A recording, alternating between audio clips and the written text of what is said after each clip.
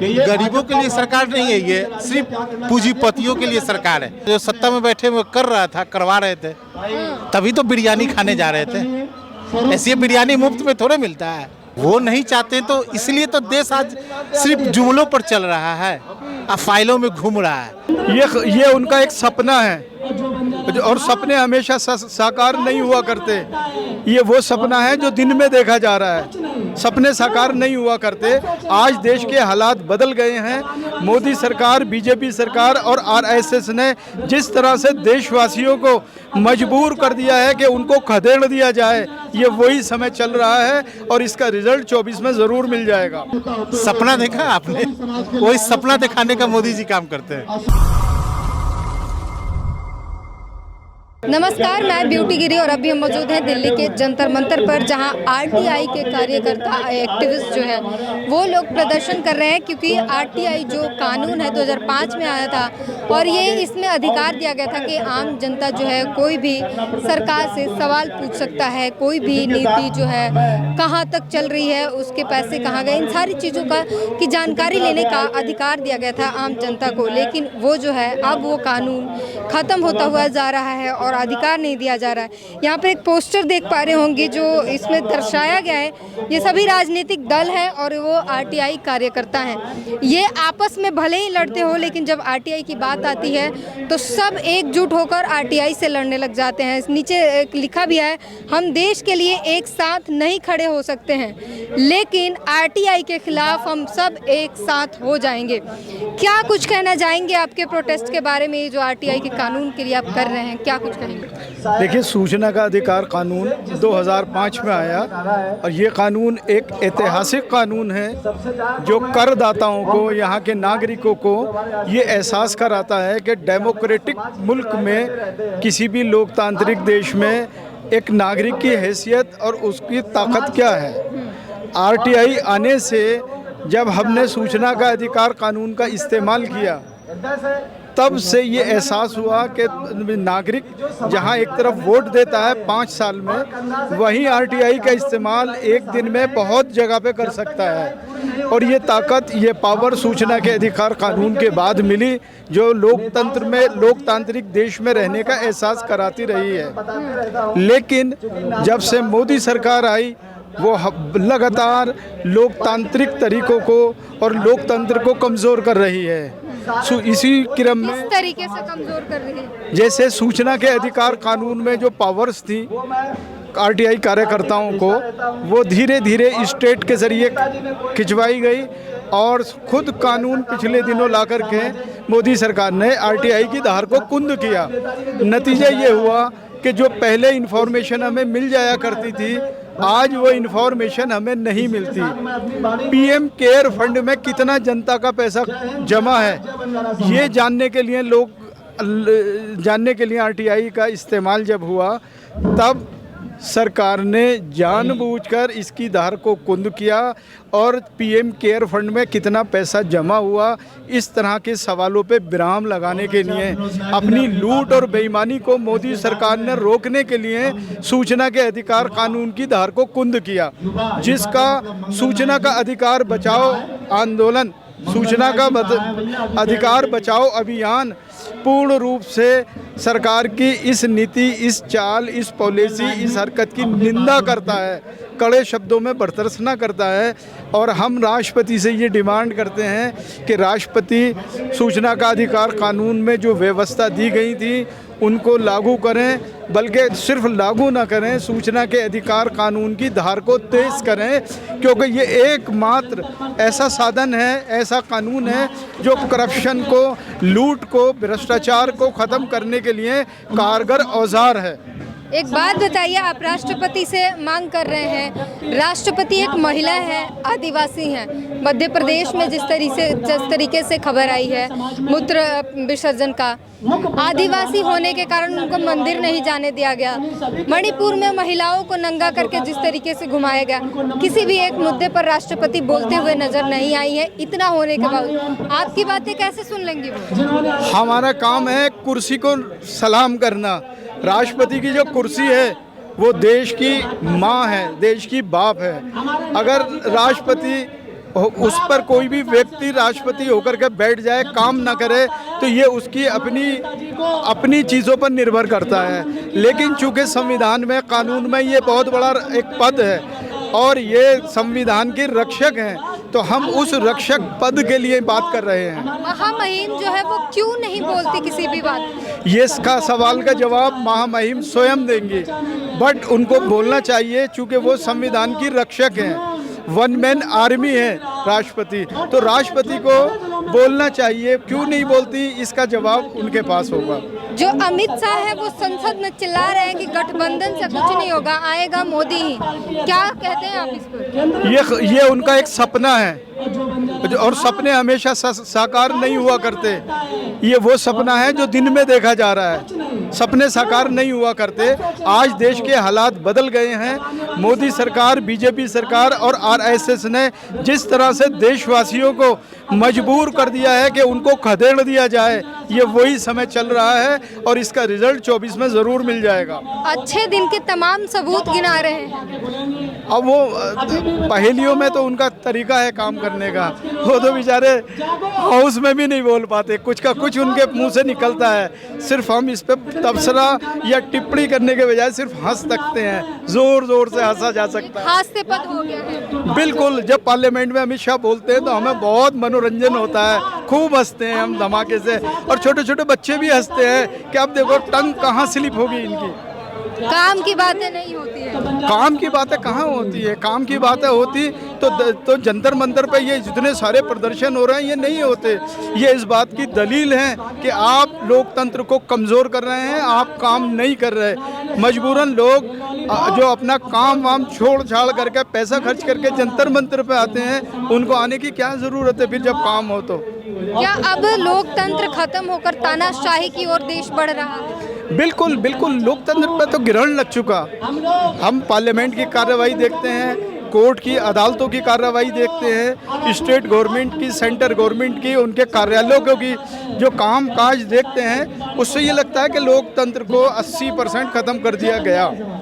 यहाँ पर जो है ये आरटीआई के एक्टिविस्ट हैं, ये आए हैं, इनके पैर में गोली लगी है, इनको जहर देकर मारने की कोशिश की गई है, क्योंकि ये लोगों को जागरूक करते हैं आरटीआई के लिए, सूचना के अधिकार के लिए। क्या कुछ अपनी थोड़ी कहानी बताइए, क्यों गोली मार दी गई, आपको जहर क्यों खिलाया गया?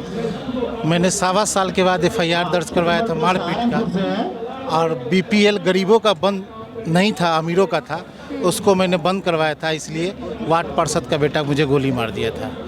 अभी मैंने जो DM के, मुजफ्फरपुर DM के आदेश पर FIR दर्ज नहीं हुआ था, तो RTI से निकाल कर और उस पर कंप्लेन किया तो FIR दर्ज हुआ था, जिस पर कोई कार्रवाई नहीं हुआ था, और सूचना आयोग के आदेश पर एक FIR दर्ज हुआ था। तो उस पर तब मुझे जहर खिलाया गया, जो इसको मार दिया जाए तो बहुत सा मेरा लंबित है मामला, न्यायालय से लेकर नगर निगम, जिलाधिकारी, पुलिस विभाग, सबसे ज़्यादा पुलिस विभाग में है, क्योंकि पुलिस विभाग में बहुत सा सूचना मेरा लंबित है। इस वजह से। कहाँ से आए हैं? बिहार, मुजफ्फरपुर से।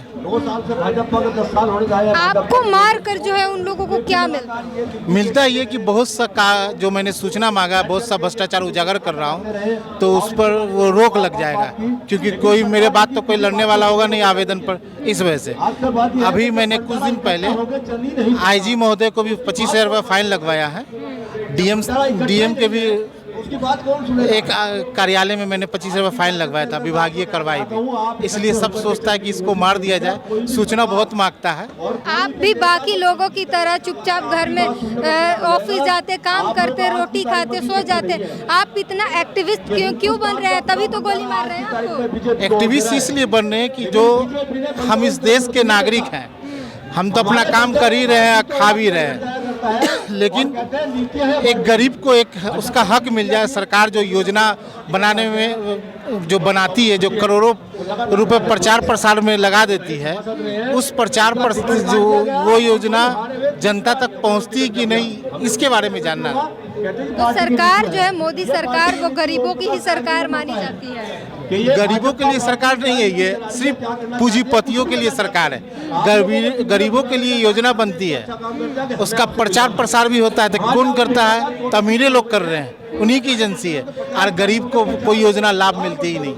बोल रहे हैं कितनी सारी योजनाएं दे दी हमने, 3000 से ज्यादा लोगों को घर दे दिया आवास योजना के तहत।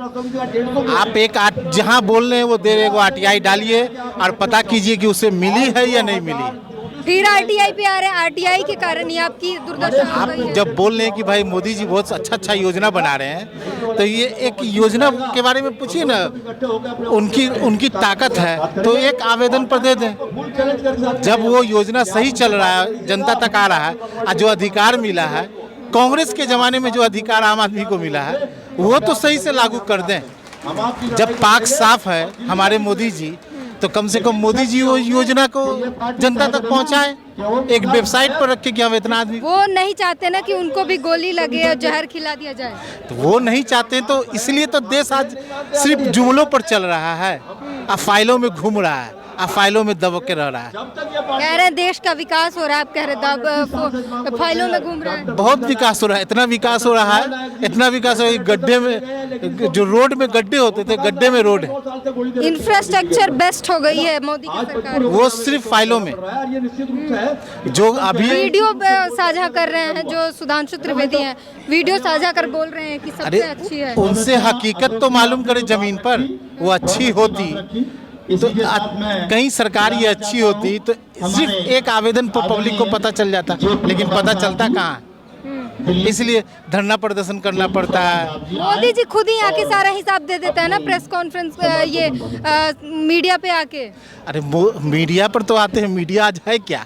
दलाल एक बन चुका है, जमीन तक कोई जा रहा है, सिर्फ एक AC रूम में सवाल जवाब, बस, उसके अलावा कुछ नहीं है। आप कम से कम जमीन पर तो जाके देखिए कि वो योजना है कि नहीं। अभी कल ही एक योजना दिया गया, रेल प्लेटफार्म को सही किया जाएगा, हवाई जहाज की तरह, एयरपोर्ट की तरह बनाया जाएगा। उनकी इतनी हिम्मत है कि वहाँ पर प्लेन उतर जाए, क्योंकि रेलवे स्टेशन होता है और एयरपोर्ट होता है। रेलवे स्टेशन की ये हालत है कि आप करीब जाके तो देखिए। मैं इसीलिए रेल बेच दिया कि प्राइवेट हो जाएगा तो अच्छे से काम हो जाएगा, साफ सफाई। पहले 2 रुपए में टिकट था, अभी 10 रुपए में टिकट है। अब अपने सोच लीजिए क्या होगा, प्लेटफार्म टिकट। कह रहे वेतन भी तो बढ़ ही रहा है ना। कहाँ बढ़ रहा है? गरीब मारा जा रहा है, गरीब बेचारा रो रहा है, खाने के लिए तरस रहा है। 5 किलो अनाज कितना खा लेगा? 5 किलो अनाज में वो खा लेंगे, लेकिन इन्हें सब सुविधा मिल रहा है। यही बात। बुलेट ट्रेन आ गई देश में। सपना देखा आपने? वही सपना दिखाने का मोदी जी काम करते हैं। बुलेट ट्रेन देख नहीं रहे हैं। कहाँ पर है आप? पहले मुझे ये तो बता। बुलेट ट्रेन की जो है वंदे भारत जो है, बुलेट ट्रेन बता के उसकी कर रहे हैं। वंदे भारत फुल चल रही है, पहले ये पता करिए फुल चल रही वंदे भारत। गरीब लोग ठूस कर लोकल ट्रेन में जा रहा है। आज भी मुजफ्फरपुर से दिल्ली आने के लिए तो आप देख लीजिए, ठूस के पब्लिक है उसके अंदर, लेकिन वंदे भारत खाली जा रहा है। क्यों? क्योंकि उसकी भाड़ा ज़्यादा है। और बुलेट ट्रेन का तो सपना अभी तक हो गया, बम्बई से गुजरात तक बुलेट ट्रेन आ गई, अभी तक तो नहीं है। तो सिर्फ वो जुमला ही जुमला देंगे, उसके अलावा। आप बिहार से हैं, मोदी सरकार को बोल रहे हैं कि अच्छी नहीं है, और बिहार के लोग बोल रहे हैं कि हमें मोदी और योगी जैसी सरकार चाहिए। कौन लोग बोल रहा है? जनता वहाँ की बोलती है कि नीतीश से कुछ नहीं हो रहा, योगी जैसा मजबूत सरकार चाहिए। कि नीतीश जी पर भी हम ये नहीं कहते हैं कि नहीं, वो भी कुछ नहीं कर रहे हैं। जो धराधर पर योजना है वो भी उन तक नहीं पहुंच रहा है, तो आदमी कंप्लेन ही करता है, धरना करता है और अपनी बात मीडिया तक। लेकिन मीडिया तो आजकल जो मेन मीडिया वो दलाल बन चुकी है। और कि पाकिस्तान को घुटने पर ला दिया मोदी ने। हम पाकिस्तान में खाने के लिए मिलेगा क्या? मेरे घुटने पर आ गई तो क्या कर लिया अभी तक? पहले बहुत पाकिस्तान हर बात पे लड़ाई छेड़ देता था, अब नहीं करता, अब वो भीख मांग रहा है। अरे तो सरकार में कौन बैठा हुआ है ये तो आप सोच लीजिए, कौन करवाता था ये सब? कांग्रेस में ये सब होता था, अब नहीं हो रहा।